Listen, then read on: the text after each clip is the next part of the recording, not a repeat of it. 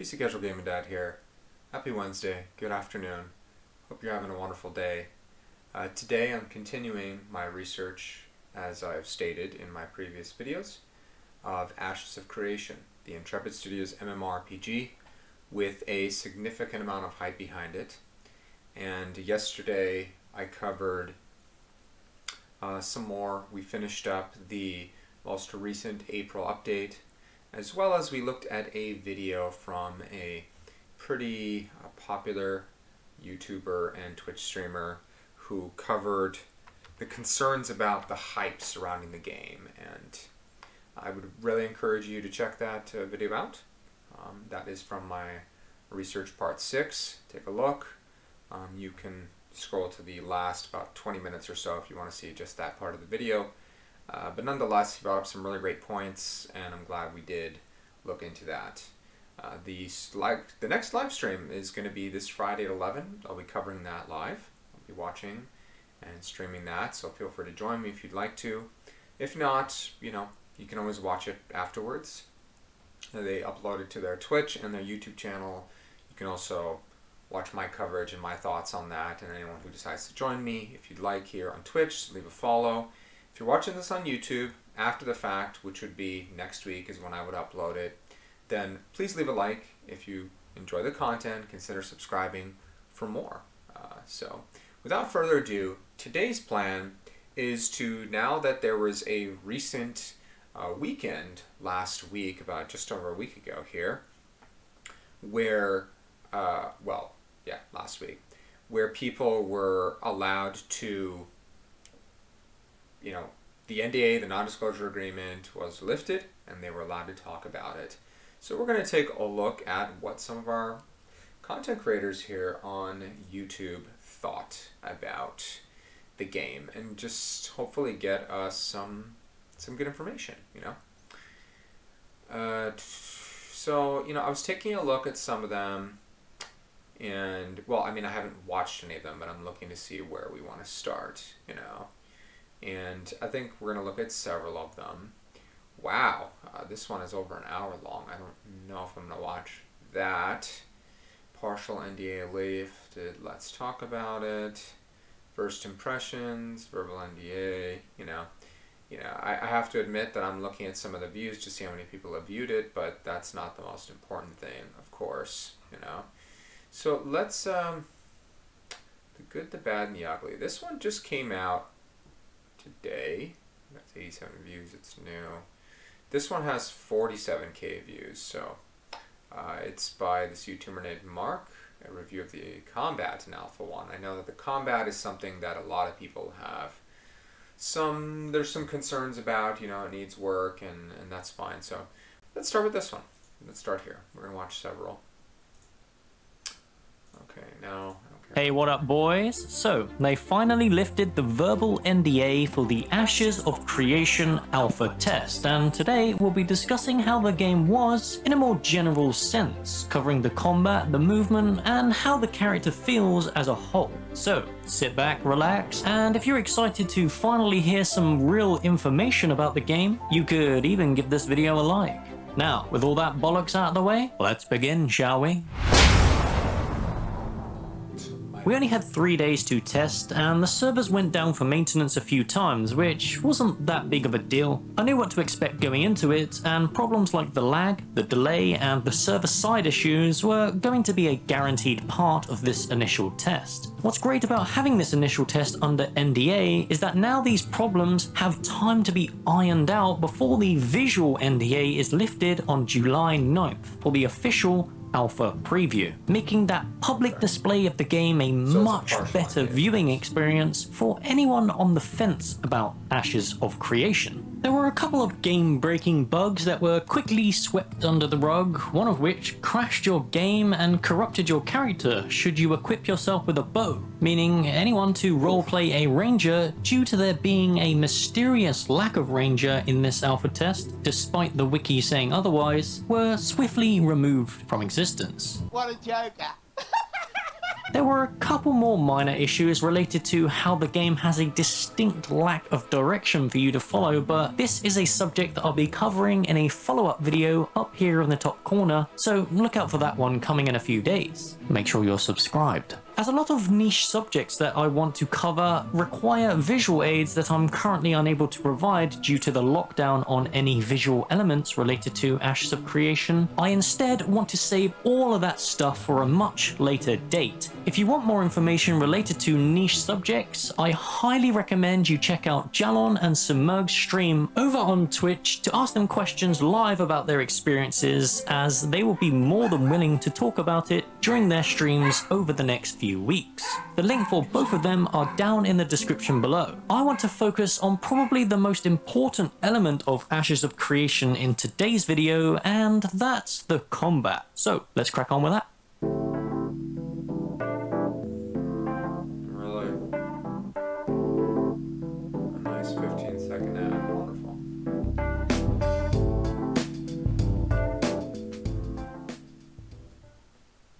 That, shall we?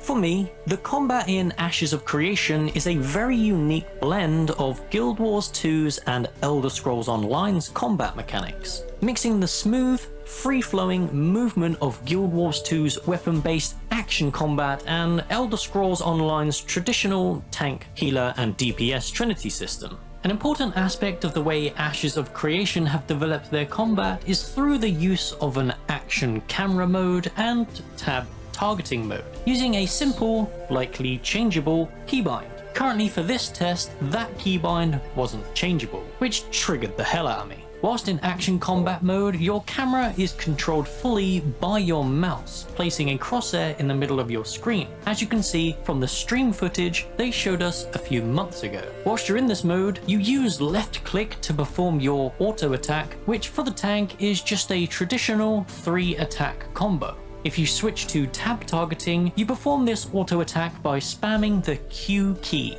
Similar to ESO and Guild Wars 2, all your abilities are bound to keybinds, meaning you can perform your abilities using these keys whilst weaving in your auto attacks. Looting mobs was done by pressing E, and it required you to hold the button down to actually perform the looting action, which didn't feel that great if I'm honest. I'm sure the feedback will be strong enough for them to innovate on this as development proceeds. Additionally, you're also given 2 movement mechanics. The first is a sprint, which works very similarly to Elder Scrolls Online sprinting, except there's no stamina bar that restricts you in any way. You can sprint forever if you so wish. This also makes it very similar to Arcage's dash ability, and because we know Steven is an avid fan of Arcage, I'm pretty sure he got his inspiration from that game rather than Elder Scrolls. The second movement mechanic is one that again exists for all classes and is also present in Elder Scrolls Online and Guild Wars 2. You are able to perform a dodge in combat, which allows you to evade attacks for a very short amount of time, as well as moving you a very short distance, allowing you to perform this to either mitigate damage from a powerful attack if timed correctly, or to quickly move out of a dangerous area should you find yourself sitting in some fire. For the tests I performed, it seems this dodge is more cooldown based rather than stamina or endurance based like in Guild Wars 2 and ESO, meaning you dodge once and you're put on a fixed cooldown before you can dodge again. I couldn't see any indication on the UI as to how long this cooldown is, which is probably just a feature we're missing in the current alpha build. I have no doubts that this is just an early iteration of their dodge mechanic, as ESO and Guild Wars 2 have whole builds centered around dodging for attack boosts, or even giving some classes really special mechanics involving the dodge, so I expect to see some traits or passives around the dodge in Ashes of Creation 2. Another important aspect of combat in all MMOs, and one that actually increases the skill cap of combat for the game, especially in PvP, is how jumping functions whilst combat has been initiated. Now, you might think to yourself, that doesn't seem very important, but actually, kiting is an important aspect in all forms of MMO combat, and jumping is usually tied quite heavily to this. Meaning, in World of Warcraft, you can run in a direction, jump, turn, and face towards your opponent without losing any momentum on your movement. keeping yourself moving at maximum running speed whilst moving away from your target. Hunters, mages, a lot of ranged classes utilize this in World of Warcraft, but Guild Wars 2 doesn't actually have this mechanic in their game, as turning whilst jumping actually moves you always in the direction your character is facing, making kiting a not so viable option when both you and your opponent are moving at the same pace. Thankfully, Ashes of Creation have taken World of Warcraft's route for their jumping mechanics, so you will always keep your momentum when you jump, giving you time to turn and attack your opponent without losing any speed. This is a hugely important mechanic for giving range classes more of a chance to escape their melee counterparts should they find themselves in a tight spot. Another important aspect of the combat I discovered in Ashes is back attacking. It seems from the class that I tested the most, the tank, all my attacks from behind my opponent were critical hits. Now, it wasn't clear if this was actual critical hits or if this was some form of backstab multiplier, but if it does make it 100% crit chance, I really hope they reconsider this mechanic to be back attack multipliers instead, as critical hits are a popular choice of class mechanic for certain passes within skill trees in MMOs, and giving the class a way to always perform a critical hits just by being behind the target is kind of insane. Think along the lines of ramping bleeds or massive critical hit combo multipliers. Black Desert Online have this back attack mechanic, giving your attack damage a 1.5 times multiplier on them for attacking from behind. This can stack with a crit, which gives the class a lot more burst potential and in some cases just flat out one-shotting a class within a stun. This is a game that I'm planning to give a shot thanks to one of my followers who recommended it, so I'll be looking into that in the coming weeks. I suppose there is arguments for both sides of this, but in my opinion, toning down both multipliers and giving classes special mechanics revolving around these kind of positional requirements really benefits the depth of a class, allowing more in terms of making a build for your characters. Order our warm and toasty sandwiches for dinner tonight with delivery or pickup, only at Panera. Sensodyne Sensitivity and Gum. Relieves sensitivity and improves gum health. Thanks.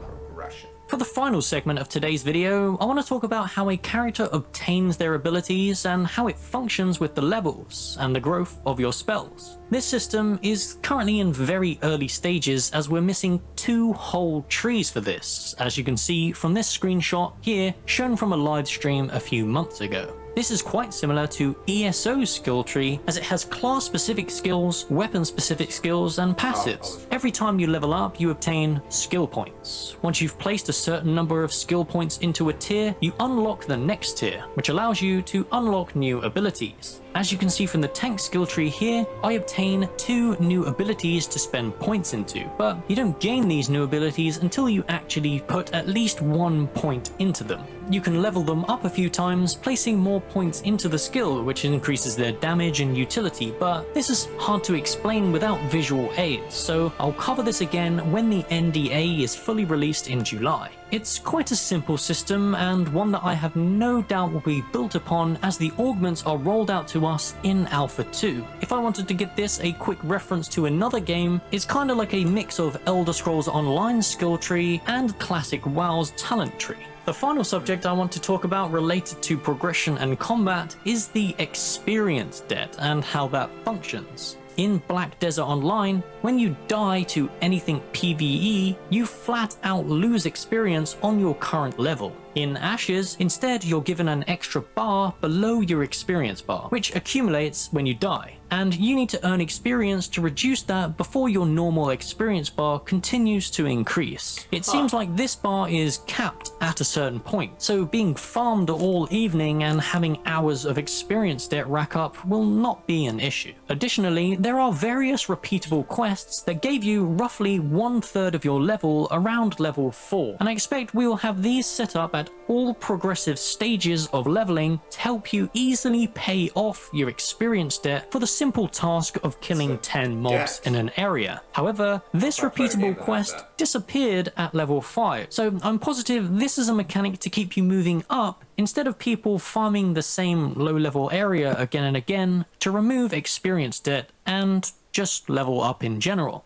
And that's pretty much all I got for my verbal combat review for Ashes of Creation's Alpha 1. I don't know if I can cover much more without... Some interesting thoughts there on the combat and whatnot.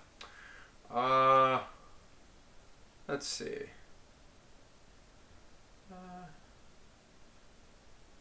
Okay, let's go here. Let's see, we like to support people.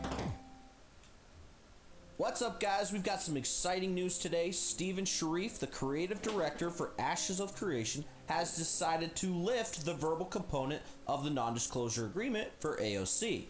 This means that we can freely talk about our alpha experience. I still can't show you any gameplay or any screenshots, but we can talk about it.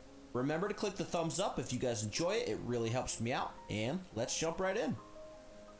So first things first, I must say I had an absolute blast during the test weekend. I reported some bugs, I submitted some screenshots of some of the assets that weren't functioning as intended, and I just felt overall excitement wandering around the map and checking out the game. This weekend's test was supposed to be the first ever non-NDA alpha test that we could stream and share with our community, but it got delayed and instead reverted back into an NDA closed test. The test ran from Friday, May 14th to Sunday, May 16th from 11 a.m. to 9 p.m. Pacific every day. On Friday, there was a considerable amount of downtime, which is to be expected. The play button on the launcher wouldn't work, the character creation screen would stay blank for many, but Intrepid was busting their ass and they had most of these issues fixed in a few hours. Moving on to character creation, there isn't really much to speak about. You could choose between 4 races, the Kalar and Valoon humans, the Dunir dwarves, and the Empyrean elves. You could choose male or female. There was 3 hairstyles, 3 to 4 beard styles, and your class was either tank, mage, or cleric. You couldn't mess with skin color, hair color, height, or body shape. There were no sliders. All those really cool hair and beard styles they're always showing us during the live streams were not among the options available. Just a very basic character editor, which I'm fine with for now, as that's not something that Intrepid was testing for the moment. But I was hoping for a little bit more, if I'm being honest. So let's talk about races. The first character I made was a dwarf, and I have to say, I was not happy. I completely understand that this is alpha, I get it. But everything I know of dwarves is from EverQuest, Warhammer, Warcraft, Lord of the Rings, The Hobbit. You know, they're stocky, thick and strong, stout little warriors. The dwarf I got was kind of skinny, fast, acrobatic, and by acrobatic I mean he's got a front flip animation when he jumps. I've never seen a dwarf doing any flips. It honestly felt like it was like a gnome or a halfling instead of a dwarf. But hey, before you guys blow me up in the comments, it's just a personal gripe. I know Intrepid is able to have their own interpretation of dwarves, but as a fan of dwarves from other lore, I wasn't thrilled on this first impression. The humans seem the most fleshed out so far. We've seen them dozens of times on the developer live streams. They were fine. And the elves were just the same as humans, but with pointy ears. I didn't really expect anything different there. Moving on to the classes, I will say they were pretty much exactly what we saw in the 3 class preview videos they've showcased on their YouTube channel in the last few months. So it seems like that, at least for now, that's kind of what they're going with. The first that I played was the tank, and then the mage, and lastly the cleric. But before I go any further there, I think we should talk about combat. Now, it immediately became very clear to me that what we see in the developer live stream gameplay and what I was playing were 2 very different builds. In the developer live streams, the abilities work, the monsters react, the combat animations seem to be in place, but in the test that I played, it was much less so. I would use the tank's charge ability and nothing would happen. Then all of a sudden, moments later, I would be at my target. Half the time, my character would be stiff as a board, but I could see the particle effects of the abilities going off, so I knew something was happening. The charge ability would put me inside of the mob, and I would be stuck there until it died. The tank had 2 different frontal shockwave spells that had really cool spell effects, but the character itself didn't really do anything when you cast a spell. Moving on to the mage, it felt way better. The new fireball animation allows you to stay moving. It has an area of effect targetable ability that looked really well done. However, the mage blink ability that we always see in the live streams had no animation. You just kind of appeared a few meters ahead. It also had a mana siphon ability so you could keep casting, which was pretty cool. By the way, all the classes used mana as a resource, and it seemed to run out way too quickly, and it just kind of turned into a basic attack spam, which, again, I know it's alpha.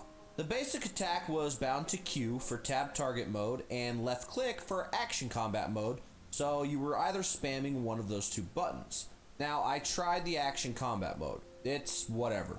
I spent a great majority of the time using tab target. It just felt way better. In my opinion and the experience I have with MMORPGs, I think it needs to go one way or the other. Either focus on tab target or go all action combat. At the moment, it seems unnecessary and pointless to try and do both. But Steven does have a dream for this hybrid combat system, so I will be patient and see where this goes. Moving on to the cleric, it was exactly the same as the preview. Some support skills, some damage skills, the animations worked. If you're a support style player, I can see this potential, but I didn't really spend too much time with it. Overall, the combat needs a lot of attention. People always say that the combat is the most important thing. It has to be fun and engaging, and so far, it was not. And I know this was a test for stability and server optimization, not testing combat, so I will leave it at that. Moving on, when I first stepped foot into Vera, I just got a sense of excitement. It looked really well done and at the same time, really familiar. Whether it was the Unreal Engine or the developer live streams, I got nostalgic vibes almost immediately. There was a quest giver right as you zone in, telling you to go into town, look for some guy that starts you on your journey to developing a foothold in Vera. Questing is fine. There is no quest tracker, so you're left to reading quest text. Go through the archway, turn left, head down the road till you find your guy, that kind of quest text. And for the moment, it was the standard go here, kill X amount of mobs, or go pick up a thing and take it to this guy. Very typical MMO questing. There were gatherables for crafting scattered around the map. They're very sparkly and easy to see from a distance. I would probably like to see those a bit harder to find and require the player to dig around a bit more. Other than that, I didn't do any crafting, so I can't really speak to it much. I was very pleased to see that the developers in the game were chatting with people and playing alongside them. They were performing stability tests. At one point, one of the developers summoned every player to one specific spot, and although it got laggy as hell, it was still manageable and we were able to spread out and go about our day. But where I had the most fun was just exploring the map. After the developers summoned us, I was so far from where I was that I just decided to go wandering. The world, I think, looks great. I tried to see as many biomes as I could, from the deserts and swamps to the mountains and hills. There was a ton of detail and sights to take in. I was hoping to stumble across some secrets and surprises, but I found nothing. Not saying they aren't there, maybe I'm just blind. I was extremely impressed with the variety of monsters I found. There's bears, cats, animated armors, lizards, bandits, some really cool looking trolls, big elementals, drakes, and a ton of others. I honestly wasn't expecting that, since we don't ever really see that much in the large scale battles and the live streams.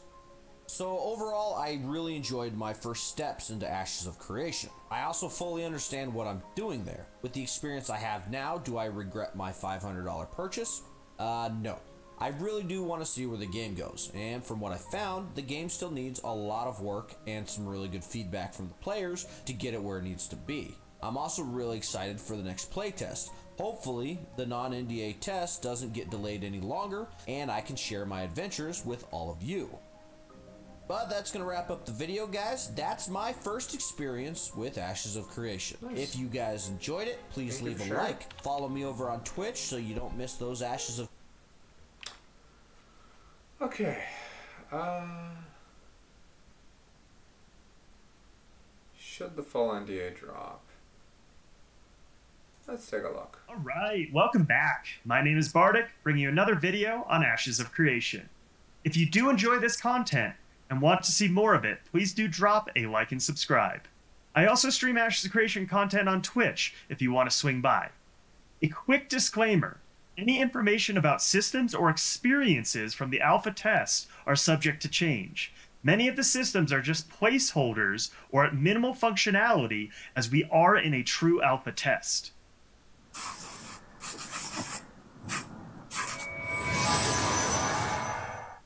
Today, we're talking about NDAs, specifically everything that has happened with Ashes of Creation over the past few months. We're going to do a general overview of NDAs, and then talk about how they have been handled by different games. Ultimately, trying to understand if the full NDA should or shouldn't be dropped by Ashes of Creation. Let's start with a very basic question. Why do game studios use NDAs when developing their games? At the early stages, it is to protect their intellectual property. They want to make sure that no other company can take their ideas and make a competing game. Obviously, once a game is released or is far enough along in development, this no longer matters. Another reason is to not give away too much of the gameplay and story to the point that it's ruined for the players. This is obviously most important in single-player games, but can even ruin the enjoyment and cut down on the amount of content an MMO or its expansion has. I remember back in my WoW raiding days, watching boss guide videos from Fat Boss before the raid was even out. They were beta testers and allowed to make videos based on their experiences. It completely took the fun of figuring out how to do the boss on your own. The main reason I see, however, is to protect the image of the game itself. A lot of people are not very understanding of the development process and will potentially end up with a negative reaction to the game if they see it at different stages of development. Although there are some ideas that Intrepid has kept tight-lipped about, at least until recently, Steven has always been fairly open about the core ideas behind Ashes of Creation. We have YouTube videos from over 4 years ago that explain these ideas in a fair amount of detail. I think this is because Steven is confident in his ideas and confident that Intrepid will be able to make a better product than anyone else. The other part is that this project is an absolutely massive undertaking. The system, scope, and server backend required to make this game work is something not easily replicated even by major studios. Some games have already taken some of Steven's ideas and tried to implement them with varied results, to say the least. We all know what I'm talking about, and this wouldn't be an Ashes of Creation video without a jab at New World. There is a reason for New World being such a hot topic right now. That is because New World and Ashes of Creation are two games that started development around similar times and are both trying to shake up the MMO genre. In recent years, only 2 types of MMOs have seen major success. Theme park styles like World of Warcraft, ESO, and Final Fantasy XIV, and grindy Eastern MMOs with flashy combat like BDO. New World kept their development tight-lipped and behind closed doors. Their testers were under strict NDA, which is why it was a complete shock to everyone when they saw the game during the August 2020 preview. I don't know exactly what happened between inception and that test, but it was completely different from what I had first heard the initial concept was. I spent over an hour searching on Google before making this video, trying to find some of the initial trailers or articles about New World, because I remember them making claims that it was going to be a sandbox-style MMO mixed with a survival game and a strong focus on PvP. I also could have sworn they talked about players being able to shape the world and build up towns and go to war with other towns. Sound familiar? Now I'm sure those articles are still probably out there somewhere, but it does seem as though Amazon has tried to bury them, which is something I hope Intrepid never does. Currently, all of their old content is readily available on their YouTube or their website. Now, opposite of this, in philosophy at least, is Ashes of Creation. They have preached open development and communication between Intrepid and their player base. They have. So far, they have done an excellent job of this with monthly development streams and a very active community management team. And now we get into the true point of this video. Intrepid has promised an NDA-free development cycle starting with Alpha 1. Now obviously this has been pushed back multiple times. To be fair, they never said at what point in Alpha 1 we would get an NDA drop, but we went from an NDA drop starting on March 19th to a drop on May 14th, and now we are sitting at a drop happening on July 8th. This has obviously caused some frustration and debate within the community. I myself took time off work to make content based around the NDA drop. Confirmed my time off, and then about 4 hours later, the announcement came through that the NDA would be postponed. Obviously, I was frustrated, but I understand why it happened, and I knew I was taking a risk when I did it. Steven did ultimately make a surprise announcement that Intrepid would be dropping the verbal NDA on all past and future tests, which we will get into a little later. Let's break down the advantages and disadvantages of a full NDA drop. Let's start with the good. Intrepid would be able to keep to their philosophy of an open development cycle. It would also keep the community interested and involved, especially for those who can't or don't want to back Ashes of Creation at the $500 level to get access to Alpha 1. The biggest advantage, in my mind at least, is that if Intrepid can successfully pull off an open development cycle from Alpha 1 to the release of a successful game, I think it would be the start of a much needed change in the genre.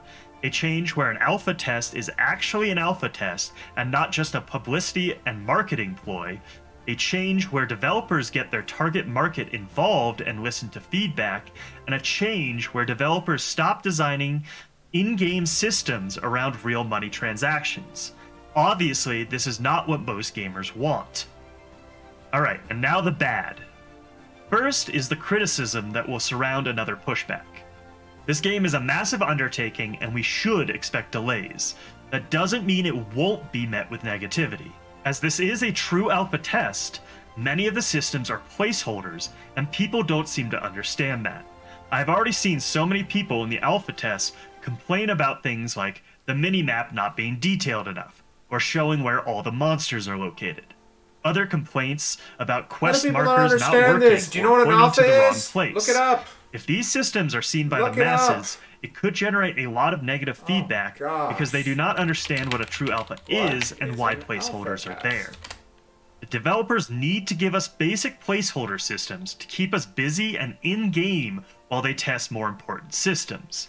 The current tests have been focused on making sure the back end is where it needs to be. They have been working on a lot of systems that have not been Simple Google search, people. Alpha testing, a type of acceptance testing, performed to identify all possible issues and bugs before releasing the final product to end users. Alpha testing is carried out by the testers who are internal employees of the organization. The main goal is to identify the tasks that a typical user might perform and test them. To put it as simple as possible, this kind of testing is called alpha only because it is done early on, near the end of the development of the software, and before beta testing.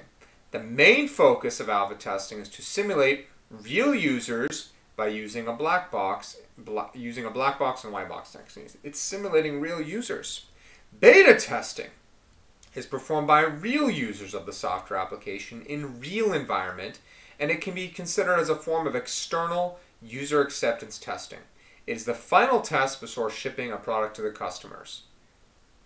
How is it that so many people don't understand that a beta is not the same as an alpha? For God's sakes. Seriously, if you're signing up for an alpha, alpha becomes before beta in the Greek language. There's a reason for that. It's an alpha. They want to see if they can simulate people in the game playing it, meaning there's a lot of bugs, there's a lot of issues, there's a lot of placeholders, there's a lot of things that aren't done. A beta is more about polish. Alright? You go and you pay $500 to support this game because you're excited about it or whatever your reasoning is.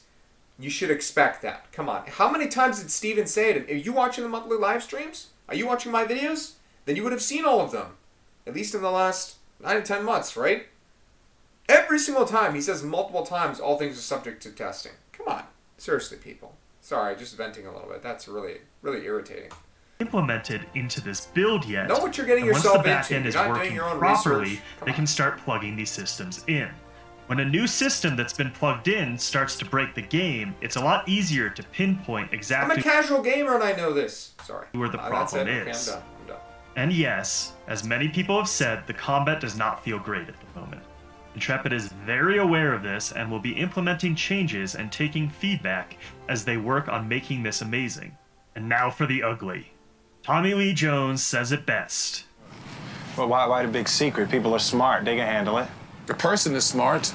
People are dumb, panicky, dangerous animals, and you know it. The internet and public relations are a fickle thing.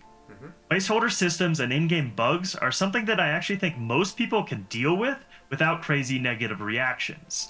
But if 100,000 people see Asmongold and other major content creators stream the alpha test, and they see what happened Friday of the weekend-long test, there would probably be massive amounts of negativity that would feed upon itself. On Friday, the servers were supposed to go live at 11 a.m., and it kept getting pushed back until they finally went live at 3 p.m. Now we were all shooting the shit and having a good time in Discord. The guild Wood was even born from a meme that happened during that time. Asmon's chat would probably just be a bunch of negativity. When the servers did go live, only about 30% of people could even log in. The rest got stuck on the loading screen of death. This was followed by some severe rubber banding in certain areas about an hour after the servers went up. Now this is all to be expected from an alpha test, and I was actually impressed by how quickly they got both of these issues fixed. But to be fair, World of Warcraft, the Burning Crusade Classic, the pre-patch was supposed to go live Tuesday of last week, and it was not done. It was not ready. I didn't get to play it that day. When I went to bed, it said midnight it would be ready. So I don't know when it actually was ready, but I got off after 10, and it said probably midnight. So that's for a game that is already been tested. It's went through beta. And it's an old expansion. It's not new content, right? And it went through beta, and they still messed it up. I'm trying to be G-rated here. They still messed it up. Okay, so the fact that this is an alpha, and they had some difficulty, and they got it settled in a few hours, that's actually pretty good. Let's look at it realistically. That actually is pretty good. Negativity breeds negativity, and probably would have resulted in damage to the reputation of the game and community surrounding it. They do have to be careful. So back to the question, should the NDA be lifted? At the moment, my answer is no. It is not ready until the backend is pretty much in place. Even after that, it is a risk, but I think between the positive impressions it has already made and the community surrounding it, the risk is manageable. Even if there is damage to the game itself, this game is funded and will survive. As long as Intrepid makes a good product, people will try it and play it at launch. I keep using Cyberpunk as an example because there was lots of negativity surrounding that game due to various problems. But people still bought it, still tried it, and granted, it was still super the highest grossing sale for PC. Broken, so then they stopped playing it. I did not buy Now let's finally talk about the Verbal NDA drop. Although it was a surprise to us, I am convinced that Intrepid had planned this as a possibility long before delaying the full NDA drop. This is absolutely genius. It is the perfect compromise in terms of their philosophy and the problems with where the game is at the moment. It also gives them a chance to monitor overall reactions of the community and influencers to the current state of the game. This will give them a chance to gauge what the reaction is likely to be to a full NDA drop. In conclusion, I think I would personally be in favor of one more full NDA pushback, give it enough time to mitigate the risk as much as possible, and make a good first impression to people seeing it for the first time. With everything discussed in this video, I hope it doesn't keep getting pushed back, however, because of what I think it means for the industry in general. Now, I know this is a somewhat controversial issue, and I've talked to many people who are adamantly on one side or the other. Please let me know what you think should be done about the NDA in the comments below. Thanks for tuning in. See you on the next one. Okay. That was another interesting perspective. Thank you for sharing that.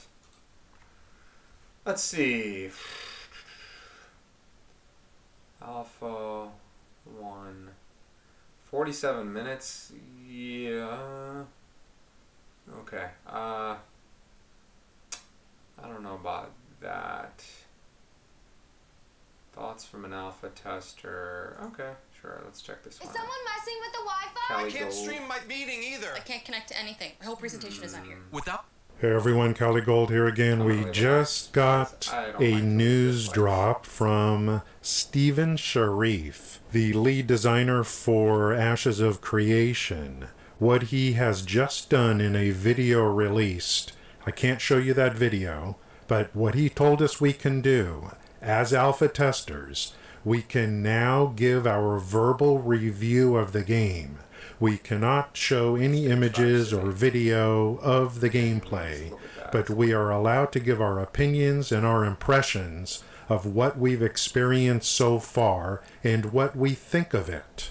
Now the question is, why did this happen? And when did this happen? And why was this decision made? Tell you why. It's because of me. I was in his Discord, the special Discord this morning for the alpha testers. There's a lot of people there. And I made some comments. I made some comments about the game. And I basically said, I hope you guys are reading the forums and looking at our feedback on the game, because the Discord is moving so fast, basically. And we started kind of a conversation in the midst of everything going on in Discord, where I started talking about the game needs work and relative to New World, and we kind of got into this conversation about transparency, and he talked about transparency. And I said, well, look at what transparency did for New World. They decided to be transparent about something that was leaked effectively away from us alpha testers, and then they decided to be all transparent about it, and they got their game run through the mud. So I responded with that. And at the end of the conversation, he said, you know what? Maybe I should just go ahead and release you guys, or release the game from a verbal NDA, meaning you can verbally talk about the game. So that was this morning, several hours ago. And I thought to myself, let me just keep checking their Discord today, because I'm testing a New World and Alpha also. And I'm like, maybe he'll do it. Maybe he'll do it. And lo and behold, a few minutes ago, he did it. And he made a video. So I'm taking credit for this. I don't take your credit for a lot of things, but it's because of me that this occurred. I'm telling you. Okay, what you're seeing in front of you here is my quick review of the game verbally. Again, we can't show any images. I mean, I think that's probably why I got a bunch of dislikes, Sure, take credit for it. I mean, I think that's something that personally I would tell like friends of mine. I don't know if I would just be so arrogant about it on the internet, so to speak. That's kind of what it sounds like. Even if it's true, I still wouldn't rub it in. That's just my 2 cents. But anyways, I'm not going to dislike the video for that though. And I'm going to go over this stuff, okay? I'm going to go over this stuff a little bit. But in the future, now that we're released and we can do verbal, the more testing we do, the more I'm going to clarify stuff, and the more I might have to expound upon, and I might have to retract some things as well, okay? My review today of this game might be different than a week from now, than 2 weeks from now, than 3 weeks from now, than 4 weeks from now, okay? Just to let you know. How I think about this game right now might be totally different than what I think about it a month from now, okay? Let's go over the quick pros. One, the map is huge. And I mean, the map we've been given is just huge. And it's not even the full map of the game. It is gigantic. And it's not first-class graphics, but it's good enough for alpha. It's good enough for alpha. And there's a lot of water and terrain, and it really is a big portion of the map that we operate in. Another one is the mounts. The mounts are cool. It's nice to have mounts. You guys know in New World we don't have mounts, and it's pretty nice to have mounts. There are no mounts in New World? Mounts in the game, and I wasn't going to play that game anyways, just out of principle, but damn. There's different ones. That's ballsy. People that were purchasing from a stable master. Your node has to be rank 3 in order to have a stable master. I'm playing Burning Crusade Classic right now, and I'm leveling. I'm level 20, and every day I'm reminded that I don't have a mount, or I can't ride mounts, and I can't ride mounts to level 30, and believe me, I'm just thinking, Oh my gosh, I can't wait to have a mount. It just feels like one of those luxuries that once you have it, you've experienced it, you want it. So, whoa. Where you can buy mounts from a vendor. So we eventually got to that point where I was able to find one of those. And I got a mount too. And luckily I did, because part of my commentary is on that. Number 3 pro is action combat. If this game was tab targeting only, I wouldn't touch it. I wouldn't frickin' touch it. Oh, what decade is this? I'm not playing a frickin' solo, a purely tab targeting game. I'm not. I'm just not. So you can switch into action combat with the Z key. Okay, so a lot of time I spent, most of the time I spent was with action combat. So that worked out perfectly for me. Another pro is the mount riding. I was worried. I know you don't go into action combat mode when you're riding a mount, but it became easy for me riding a mount without action combat. I just hold down the right mouse button and then I use my WASD keys. So my biggest concern with this game was the combat. So I can go into action combat. It's easy for me to ride a mount. Just hold down the right mouse button, use WASD, no problem. No problem at all. Cons of the game stability was terrible. We kept getting delayed because of rubber banding. They had to keep shutting things down, bringing it back up, shutting things down, bringing it back up. I got in a little bit at first to the gateway area, and I moved through a little bit, and that's when reality, between 0 and 1 on the con, the game stability and the visuals, and the quest bugs, which is the next item, reality hit me in the face when he kept caveating that, you know, we might not even have a functioning game in Alpha 1. When you look at this game over the years and all the talk, we finally, the rubber met the road. The rubber met the road this weekend. And I actually got a chance to actually see what kind of state this game is in. It's not very good. It's not very good. Game stability, huge problem. They kept having to go back and forth on stuff. Visuals could be better, of course. Quest bugs. Just quest bugs across the board everywhere. They put a bunch of quests in. I had a quest where I had to go to some cave, find a cave. Trying to use the map to see where your quest markers are is almost impossible. The game is in such a low-grade state in those terms that I almost just wanted to shut it down. Okay? Finally got into the cave, there's just mobs standing around. Most of this game is basically you move through an environment and there's just mobs standing there of different types just standing there out in the environment for you to go and try and kill. There's no dynamic nature to the environment in terms of mobs doing things. There's no mobs doing things that mobs do. They're just standing there. And so I went into this cave, and again, the cave wasn't bad looking. Mobs inside just standing there. The aggro range is pretty short. That's good. Not too long. So you kill some mobs that's just standing there, and then you keep moving through. I couldn't finish the quest.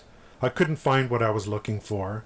So the quest that they've put into this game, the quest log, everything to do with the quests needs, to me, it just needs an immense amount of work.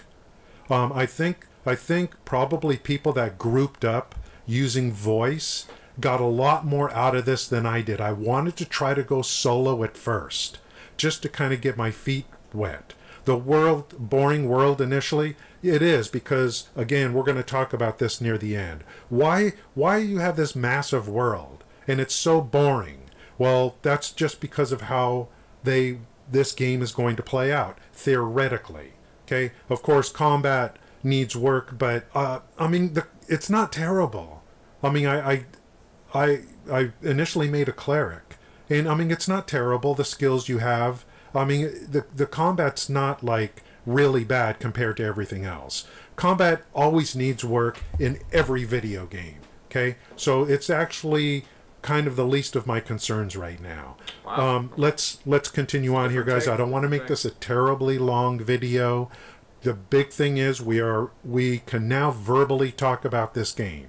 So what I'm going to do in the future, when we do game testing, when anything new comes up, I am going to make videos about it, okay? And again, they'll just be verbal videos, and like I said initially, my opinions one day could change the next. based on factors, based on changes they make, based on things I do in the game, based on people I team up with in the game. It could change drastically. Conclusion for today. My opinion is this game needs years of work. Also, my opinion is, and I try to relay information to them, this game should not come off NDA in terms of being able to stream gameplay. I'm not the only one. I'm not the only one. This game has potential. It has amazing potential for what it's aiming to be. But if this game were to be streamed this last weekend, I'm telling you it would have been a disaster. You saw what happened with New World, with the leak on the cash shop. Look at what the big influencers did to New World. How many millions of dollars did they lose this weekend? I've been trying to convey to them all of Alpha 1 for Ashes of Creation should be under NDA. This game is not ready at all to show the public. And that word transparency has got to be taken out of the lexicon for video games. This word transparency has got to be removed. This game is not ready. It's not ready for Asmongold, and it's not ready for the other content creators to show the world. It is not ready. They'll run it into the ground. Why? Because they have an interest in their game. They don't have an interest in this game. Game developers need to understand that. They're like a Trojan horse. This game is not ready. Okay, final point. This game is not a competitor to MMOs like New World. Why? Why is this game not a competitor to MMOs like New World? Because they play totally different. And as I said, I don't want to be too negative. This game has promise. It has promise to be amazing for what it is that its intent is. But it's just nowhere close. It's years and years away in my opinion. That's my opinion for today. This could change. Please subscribe to my channel if you'd like to hear about my journey. Okay, so my overall thoughts are, he's definitely a little stronger, opinionated than the others, but he seems to have very high conviction about where he's coming from. He feels very strongly about it. I think it's good to hear other people's opinions. He's follow on the heels of the last one we just watched, who also seemed like he was cautiously recommending maybe refraining from that NDA, the full NDA for the time being, and this guy was just blatant, like, absolutely not, it's not ready. And I think that he makes a good point, actually. I like his point about transparency and how transparency is not always the best choice, okay? And, I'm a big fan of transparency, generally speaking, especially in dealings with colleagues and family and friends and whatnot. I think more often than not, notice I said more often than not all the time, that it's the better choice. But there are times where it's not. And maybe if the game, he's right, especially when you have someone like Asmongold who's got this giant community. He's got 2 million followers on Twitch, and 500,000 on YouTube. And so a lot of people are going to see this game. And there's a lot of negative. There's so many trolls in his streams. I don't watch his actual streams. I watch his highlights after the fact, at time. Not even all of them. Not even close. I don't have the time for that. But, and he's a big influencer in this world. And if the game shows in this very buggy, broken kind of way, I mean, people are they're just going to rail into it. They just are. So I can understand why some people may not have liked this guy's video. I didn't really care for the beginning where he kind of sounded like, oh, I'm taking the credit for this. I didn't really care for that, but I still respect his opinion, and I think that, he brought some good points. So I'm going to pick one more, and then I have this other video that I found as well that's talking more about the combat. I want to hear more about that. So let's see. Let's see, how about we'll do, let's take another, gosh, yeah, this one, hour 25, it's just too much, let's see, I'm just picking randomly, let's just go with this one, The Verbal NDA has been lifted on the Ashes of Creation Alpha 1 test that I took part in over the weekend of May the 14th, so I'm excited to share my experience and thoughts with you. It's important to bear in mind that the Alpha 1 test was not for testing content, it was standing up core systems in a bare bones state, vetting technical architectures, and allowing the community to assist with bug squishing and optimization. The footage you're going to see here in the background of this video is going to be the same stuff that you see in the developer update, so if you stay up to date and current with those, you won't see anything brand new here, but if not, stick around and you might see some cool stuff at the same time as hearing about my experiences. That said, let's dive into it. So my initial feeling going into the game was just the same as booting up an early access Steam game and coming to terms with all the levels of polish associated with early access. Of course, I pinched myself and remembered this isn't early access, this is alpha.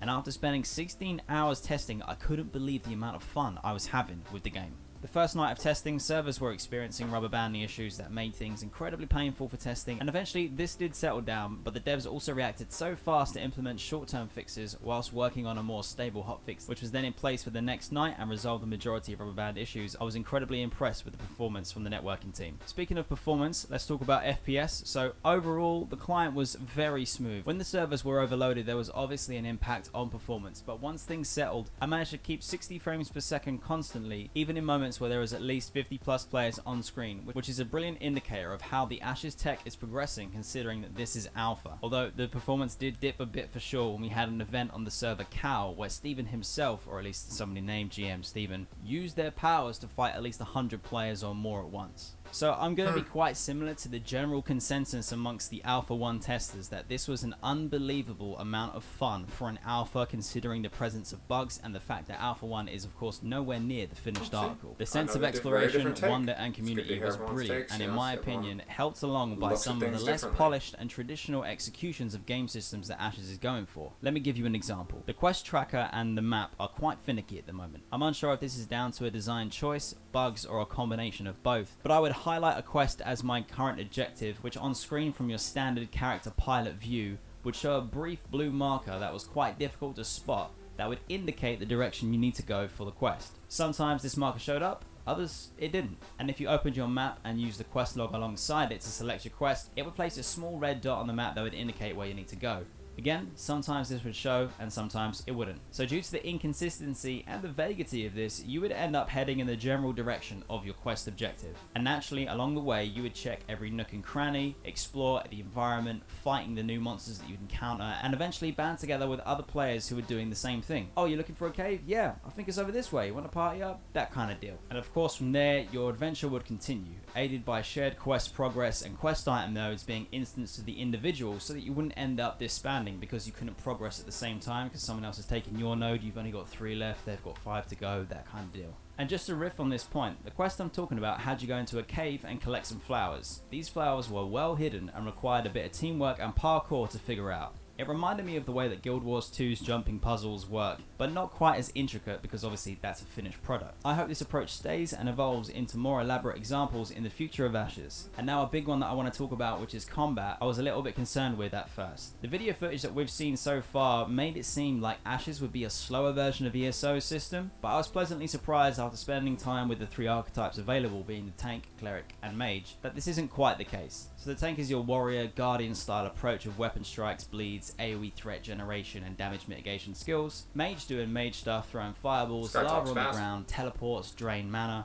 and the cleric being a melee healer hybrid that could both deal damage in close quarters and ranged whilst throwing various healing spells out. So I'm going to try and explain my thoughts on combat at the moment with the pros and cons list, but I'm pretty sure that testing combat wasn't exactly high on the list of priorities for this test event. Thankfully, it was implemented with enough polish to not create a really bad first impression, but there is still work to be done. So for the pros, we got the spells and abilities that felt quite weighty and impactful across the board, with only a couple feeling a bit empty and lackluster. The abilities are cool, and at the moment there wasn't anything completely breathtaking or reinventing the wheel, but it also doesn't need to. The toolkit that it gave you was familiar enough that you knew what you could do and what you could combo together, how it looked, sounded, and how it all felt was pretty good. And after getting used to the controls and the flow of combat, it didn't feel too slow or badly paced at all. Also, monster abilities were not telegraphed by a cast bar. Instead, you get used to the attack pattern and the animation tells that inform you of what's coming your way if you need to get out of range, dodge roll, knock or stun, that kind of deal. Which then brings me onto the cons,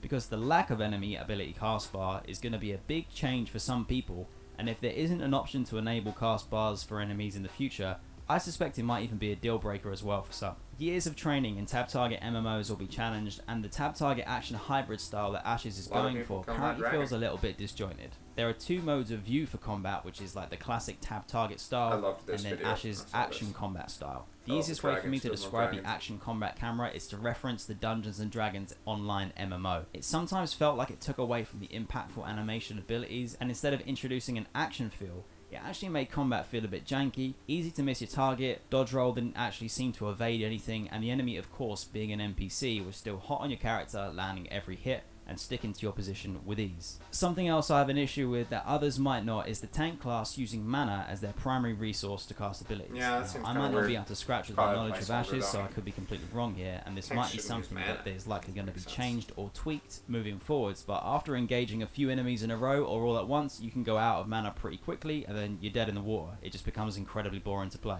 As a fan of the warrior rage system from WoW, this was a real struggle for me, which is a shame because I enjoy the tank archetype the most of the three. That brings us nicely onto range combat, which seems a little favoured over melee at the moment. Sure, the tank had a few abilities that you could cast from range, like you could charge in and close the distance, or you could use like a scorpion, get over here to pull enemies in, but there were times when enemies would simply aggro you before you even got close enough to do that. But there were times when enemies would simply aggro whilst you're in range to cast, so they would queue up their attack animation and then hit you the moment that you were in range, which was a little bit frustrating considering it kind of felt like you were about to get the drop on them and then the game just kind of took that away from you. It also meant that range classes like Mage can easily melt enemies before they even get close. So I briefly mentioned it a moment ago and I'd like to expand as well that the dodge roll seems to be completely busted. The dodge is on a cooldown that felt a little bit too long and punishing, making those badly timed rolls throw you off time for the next dodgeable attack, meaning you'd have to commit to tanking the next blow to be on the chance of being able to try and dodge the next one, which if you ended up pulling off correctly,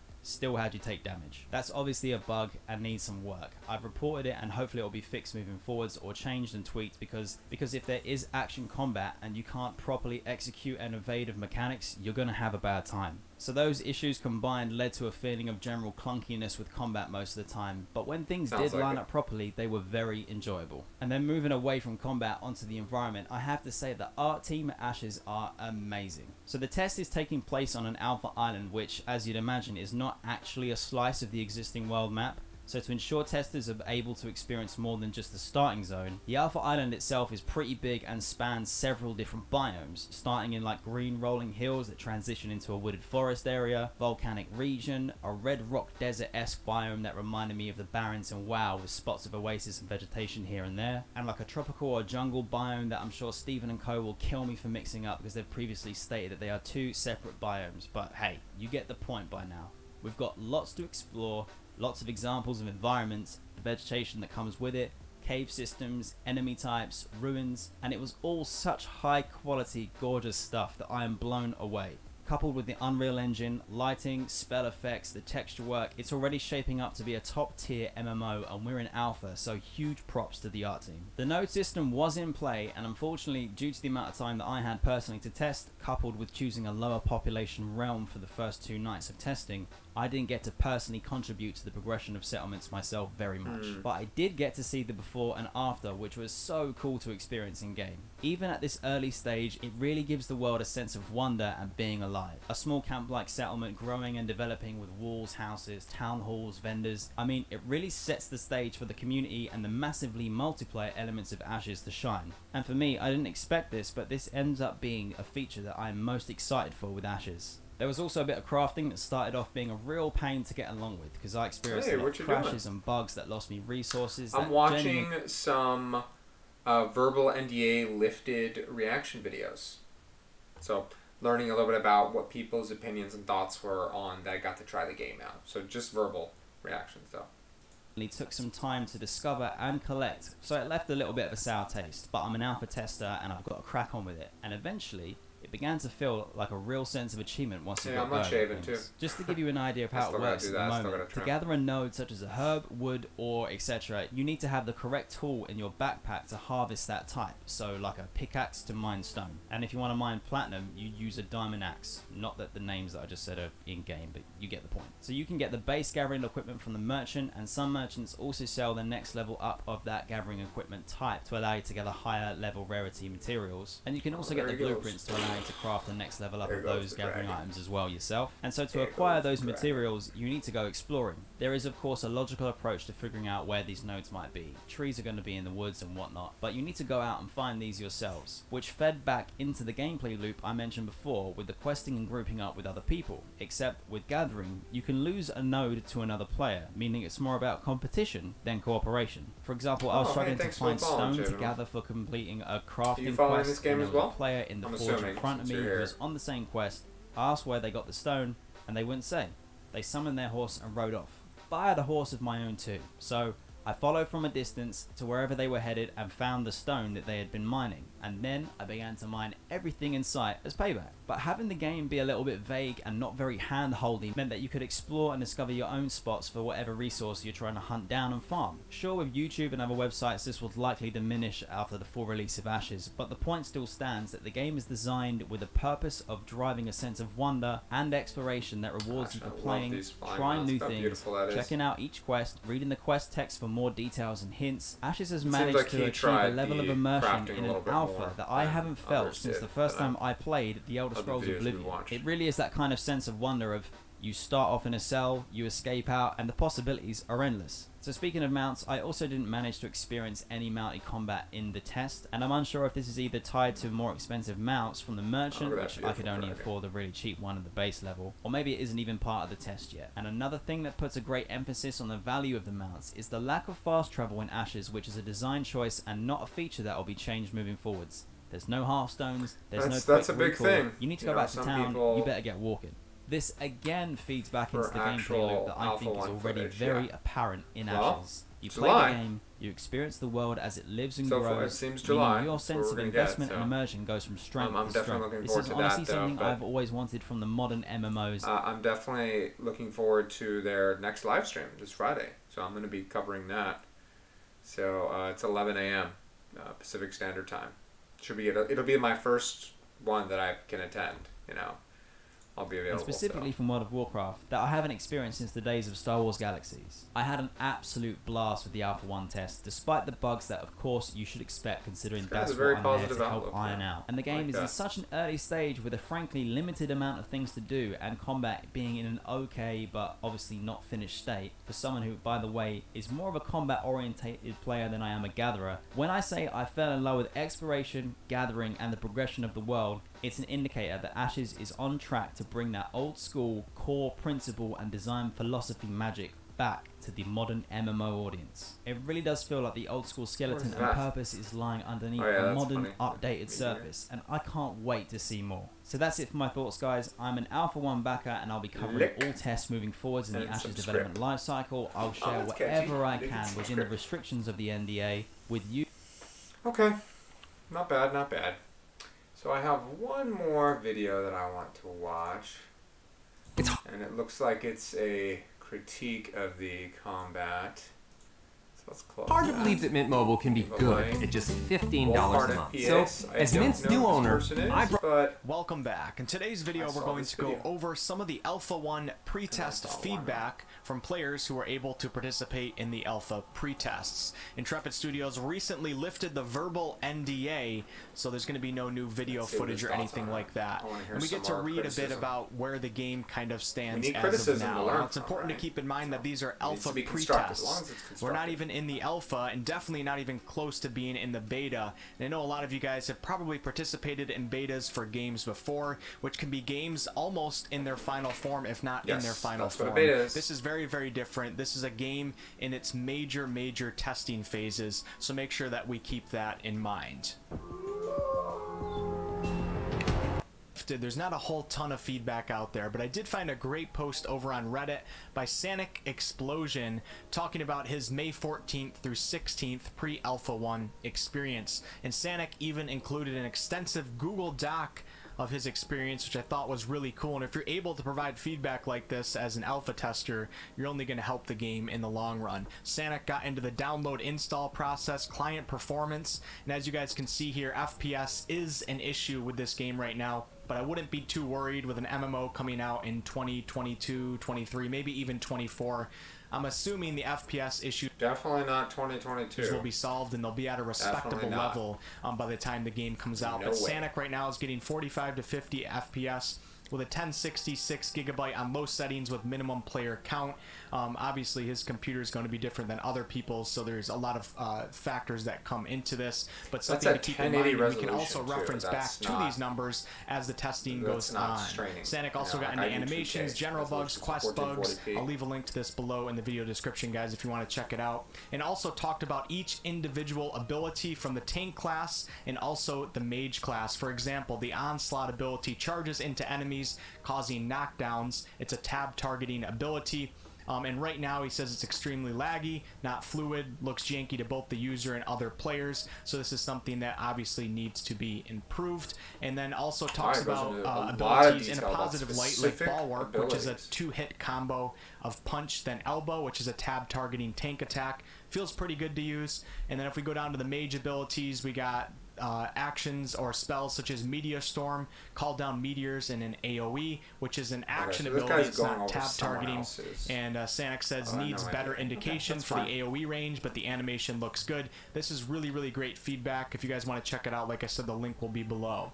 Alright, back to the Reddit post. So there are around 6 servers, each held around 500 people, with the max holding around 700. I think when the game comes out, their goal is to have 10,000 players on one server. They're obviously going to start small, fix the issues, and then start pumping it up as testing continues.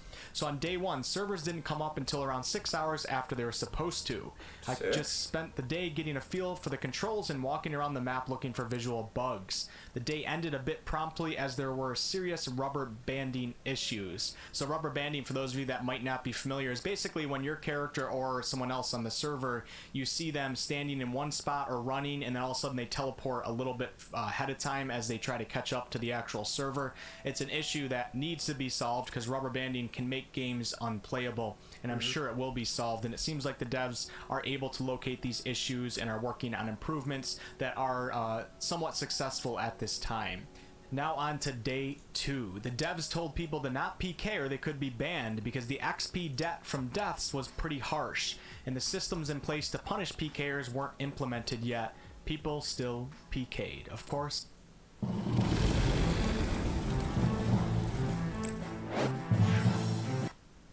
Of course.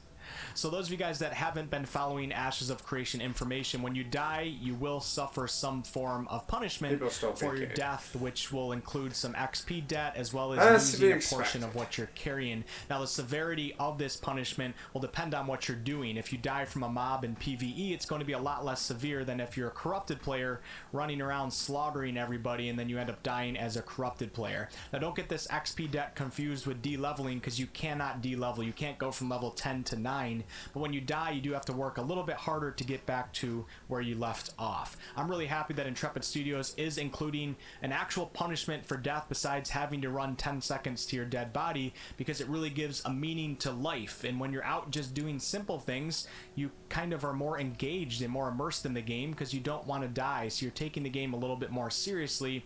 And in my opinion, that makes a game much, much better than all the brain dead experiences that we have now where you just run around and you don't really care about anything. Now, there has to be a legit debate and a lot of testing over the severity of these punishments. It'll be interesting to see how that plays out over the next couple months. Much less lag than the previous day, so we're seeing improvements day by day in these pre-alpha tests. And I played a bit more seriously with my guild and got to level 6 as a tank by doing some quests. We also gathered some harvestables. There will be a base form of crafting in the game for the alpha, and searched around the map. There was still some rubber banding as the nodes started getting developed, but it was able to be temporarily resolved. So it seems like the devs are really, really focusing in on fixing these rubber banding issues. Alright, now on to day 3.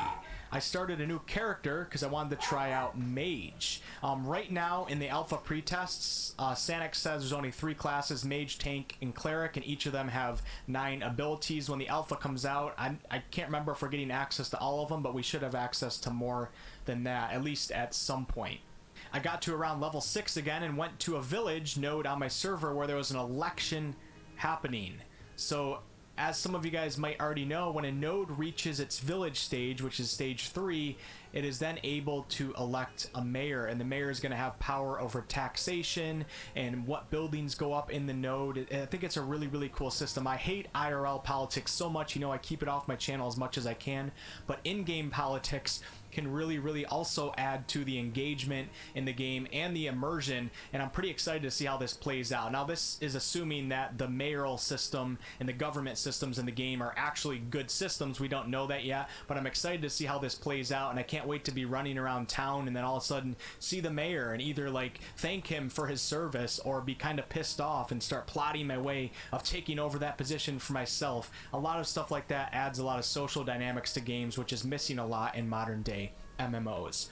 The mayor then started the construction of some buildings such as an armory and some NPC shops. We ended the day with Steven force leveling us all to 15 and having us fight the dragons in the siege area. We got to see some of the siege area in one of the recent Intrepid Studios videos. Yes, there were around 1 to 2 times when the server went down to refresh the rubber banding. So not too bad overall. Now, Sanix's overall opinion.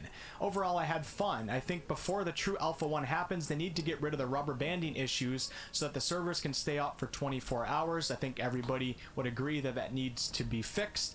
I also think the crafting and mayoral bugs need to be prioritized to give players enough content over the period of a month. So this is important to take note of. Now, this is Sanix's opinion, of course, but the alpha is not the full game experience. You're playing the alpha to participate in testing, so there's going to be a ton of missing content, and some of you guys might find yourself getting bored really fast. And Sanix saying that if they can touch up the crafting, the base crafting, and the mayor system and fix the bugs, then players will have a lot more to do. So keep this in mind. To participate in the Alpha 1, it's very, very expensive. I think, in fact, that most people shouldn't be participating in it.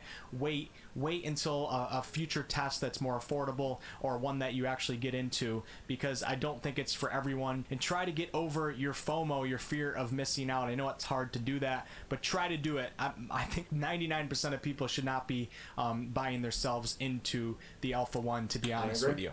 Additionally, I think the siege mechanic will be cool when it comes out, but the FPS drops I experienced in that area would make it difficult to enjoy. So with his rig, the FPS needs to be fixed, or he's not going to be able to enjoy it. These are pretty typical alpha test, pre-alpha test issues, so I'm not too worried. I'm happy that the feedback is being provided, though. Optimization might be necessary before that can be implemented. Additionally, the combat felt a bit clunky, so this is actually a common complaint. Yes, it is.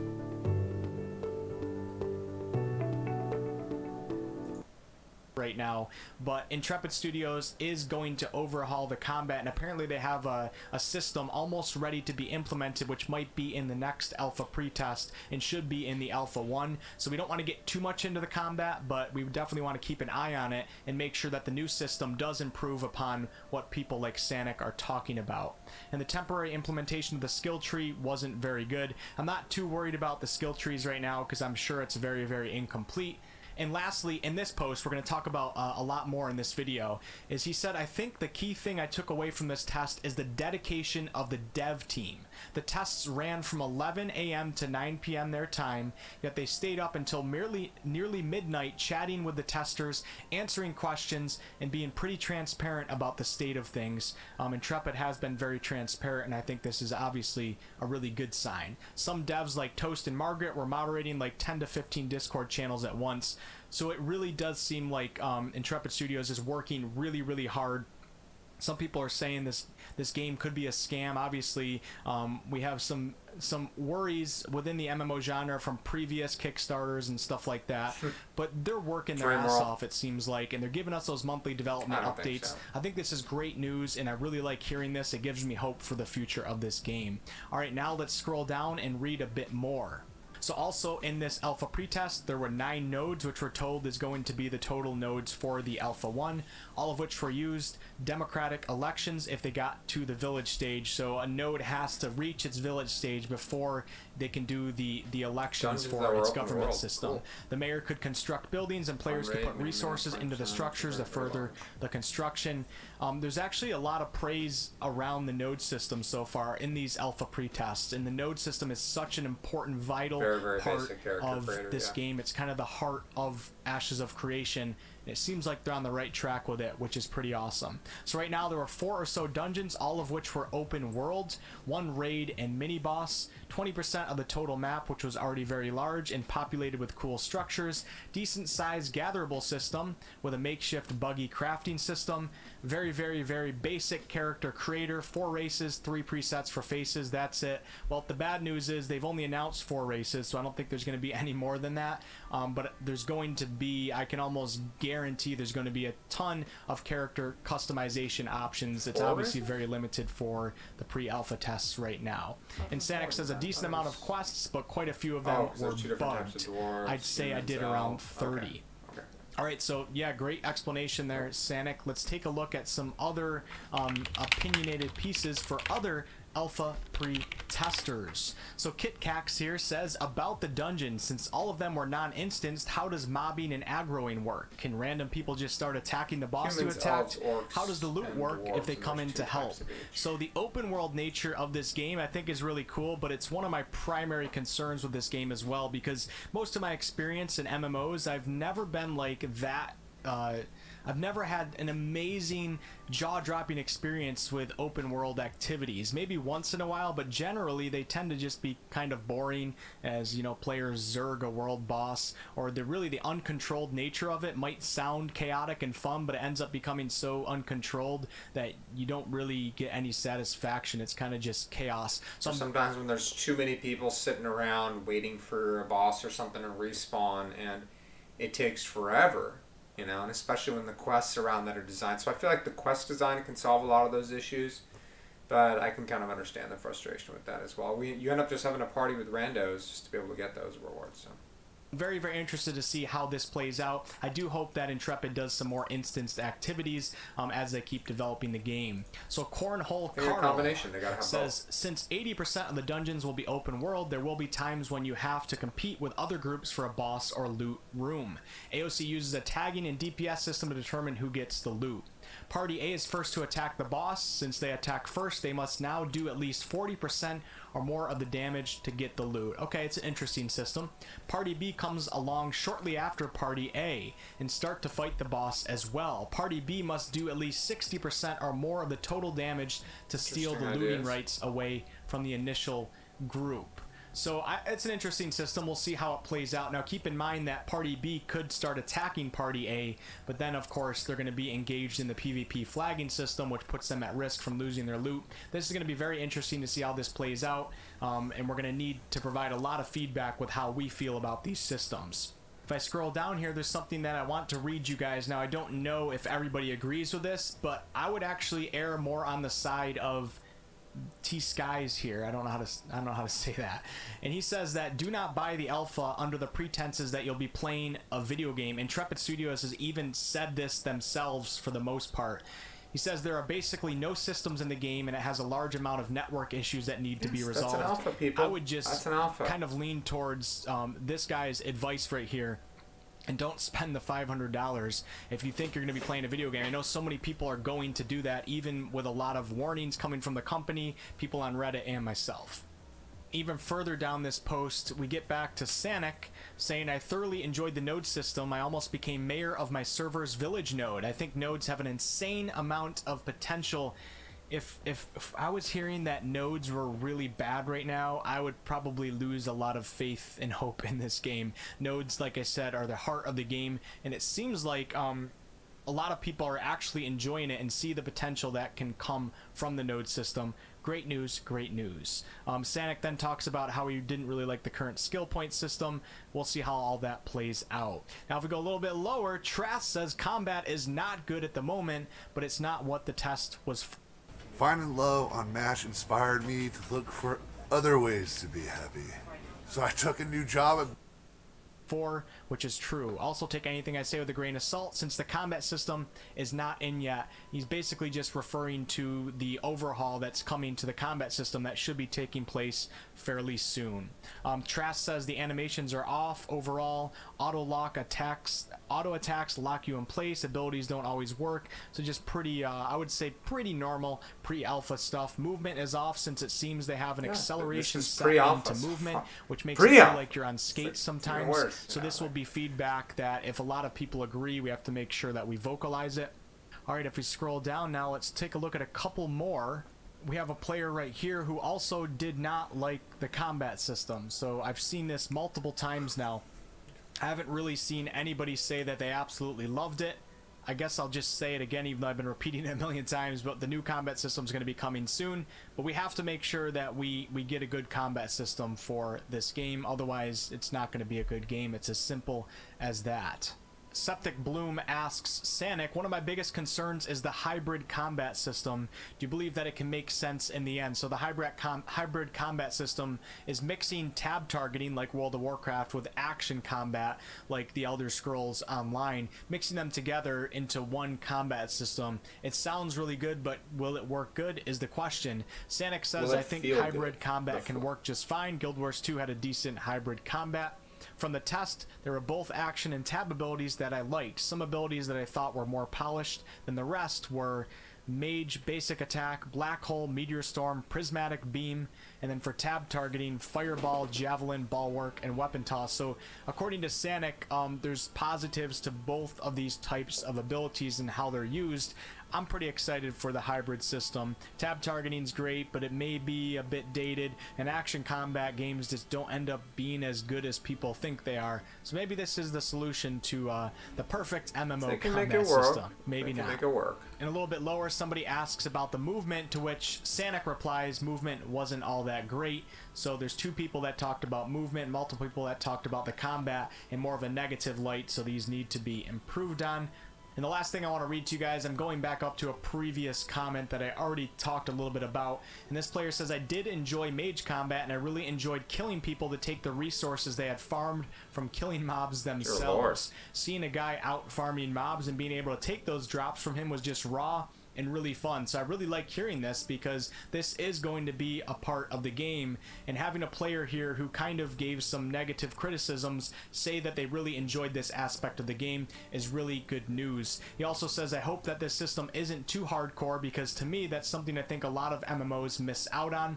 Risk and reward is fun and good, and I agree 100%. Too many MMOs forget about the risk aspects, and they just become those mediocre, boring experiences. The real debate here is going to be over how much that a player will lose when they're killed. So if you have players that, we'll just say 50% of the Ashes players are players that don't love PvP, but they're okay with it. If they go out and they lose everything every time they try to farm, everybody's going to quit, and there's only going to be a real small number left of players playing Ashes, and the hardcore people might go, cool, leave, play a different game. Well, you're not going to have anybody supporting the game anymore, and it's not going to be nearly as big as it could have been. So I think finding the true balance here as to the punishment when you die is going to be the key to success for this game's open world PvP nature. Different types of servers. You can have people opting in versus not. I don't know, maybe. But find a way to balance it for that smaller spectrum of fans that we talked about earlier. There's compounding frustration with the system. You lose your time, your items, and your experience. It's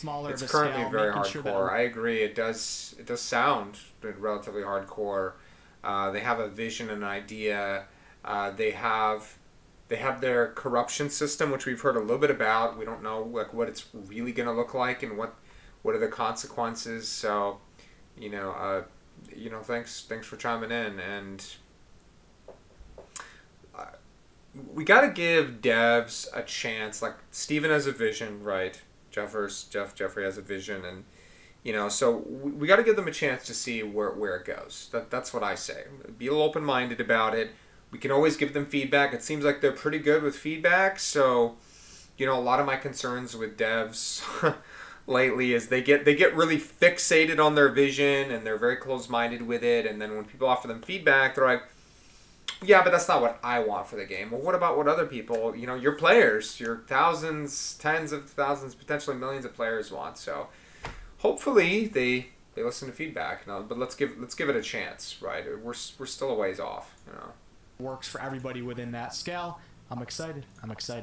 So I hope you guys enjoyed this video as we went over some of these Reddit posts. I know there's not like any groundbreaking information here, but I do want to keep you guys updated with this game, and that includes the pre-alpha tests. I think overall there's obviously some really serious criticisms right now of the combat system, mainly the combat system, and getting that to be in a place that we want it. Hopefully in the next alpha pre-test, which is coming up in the alpha 1, we'll be able to experience the updated combat prototype and actually really be able to hone in on providing feedback for that and see if it's really something that we think has potential.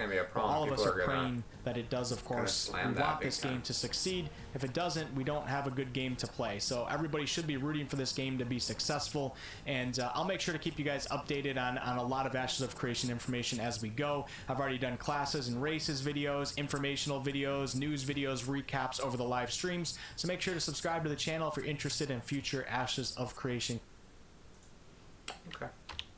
That was a good perspective.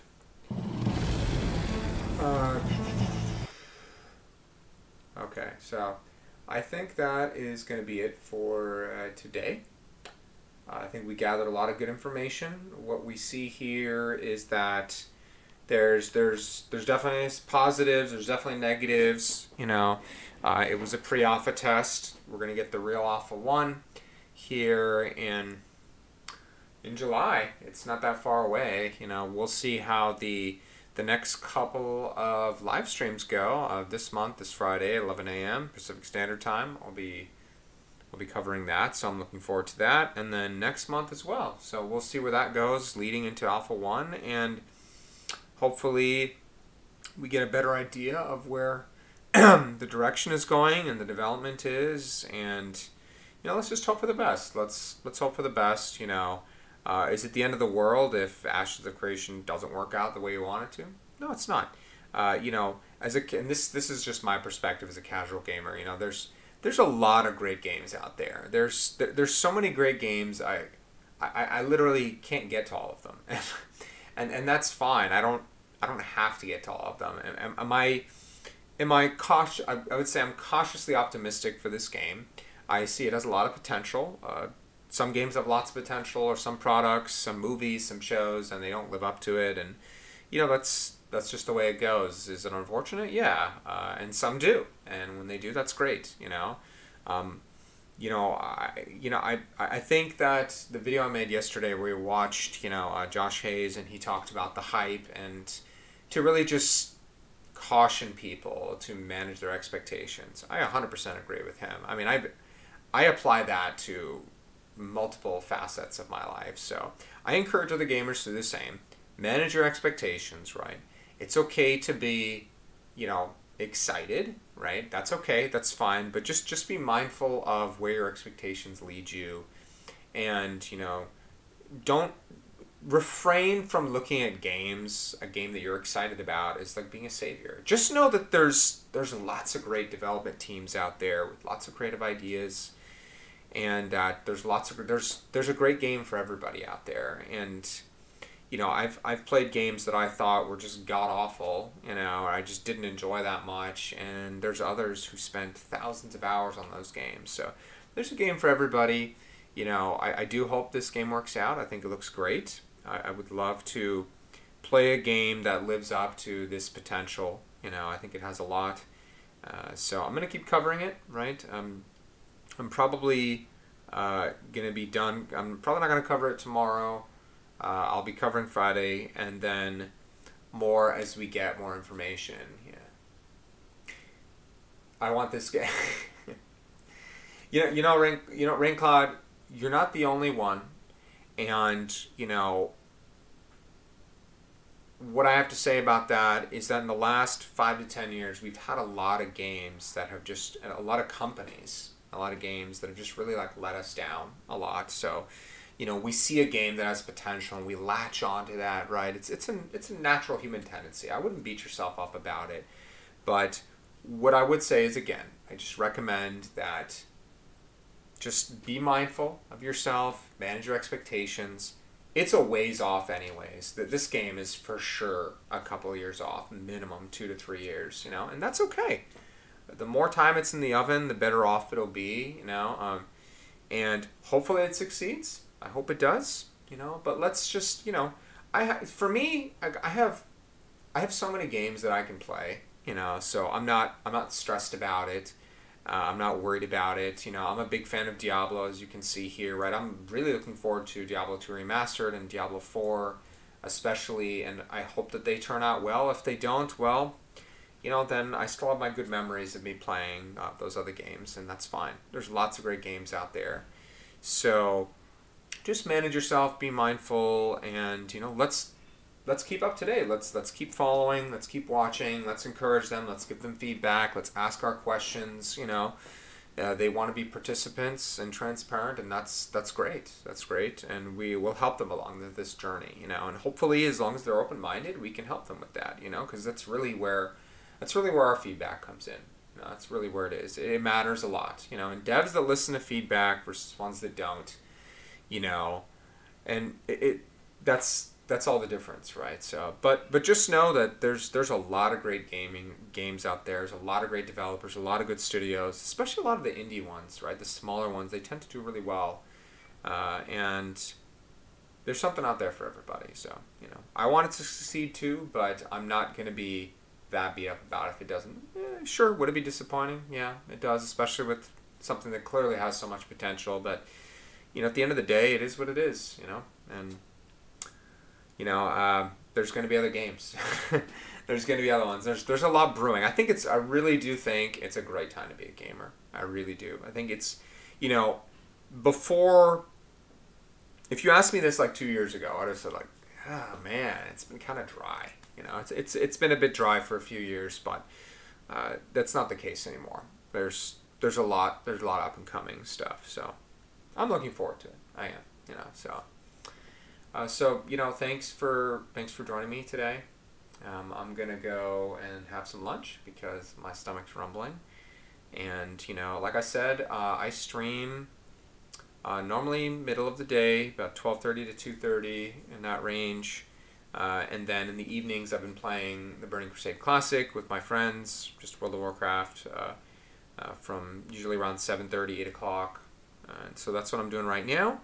I will be covering other stuff. I'm going to try out Black Desert Online pretty soon here, I think, as one of my followers recommended it, because I hear it's got a lot of similarities, a lot of inspiration came from that game. The combat system's similar. It looks really, really great, but I heard that the pay-to-win just ruined it. That's unfortunate, but it's only a $10 game, and it seems like something worth checking out. So, especially because I am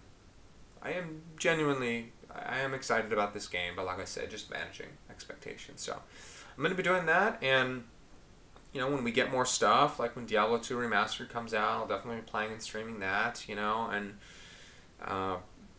you know, some more modern WoW probably in the coming months when we actually get content patches, and that's it for now. You know, maybe occasionally some Pokemon, you know, on the side with my family from time to time, because I do love that. Otherwise, yeah, that's going to be it for today, and I'll be back soon. If you'd like to join me on Friday morning, please join me. It'll start at 11 a.m. I'll be on just a little before that. The live stream, I did post a question. Maybe it'll get answered on stream. Maybe we'll get lucky. Who knows? Otherwise, you know, I'll see you next time. All right, bye. Thanks for joining me. Have a wonderful day. Bye.